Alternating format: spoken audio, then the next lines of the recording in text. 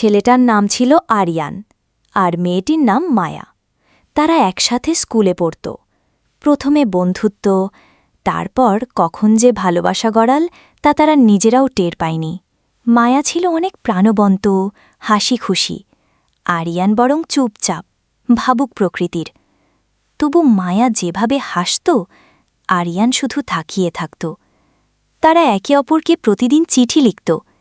সেই চিঠিতে থাকত কিশোর প্রেমের স্বপ্ন, একসাথে বৃষ্টি ভেজার গল্প, মায়ার চোখে হারিয়ে যাওয়ার কথা। 1 মাস পর একটা চিঠি এলো, মায়ার হাতের লেখা। কিন্তু সেই চিঠিতে ছিল বিদায়ের কথা। আরিয়ান, আমার হয়তো বেঁচে থাকার সময় কম। ডাক্তার বলেছে আমার হৃৎপিণ্ড খুব দুর্বল। আমি তোমার সঙ্গে শেষ সময়টা কাটাতে চাইনি, কারণ আমি জানতাম তুমি ভেঙে পড়বে। আমি চাই তুমি শক্ত থাকো, ভালো থেকো। তুমি একদিন হয়তো অন্য কাউকে ভালোবাসবে। তবে জানো, তোমার প্রথম চিঠির প্রতিটা শব্দ আমি আজও বুকে আগলে রেখেছি।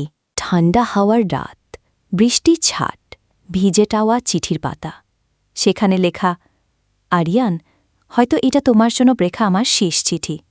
জানি তুমি খুব কষ্ট পাবে, কিন্তু আমার আর কোনো উপায় নেই। আমাদের ভালোবাসা হয়তো এখানেই শেষ। ভালো থেকো আরিয়ান। মায়া।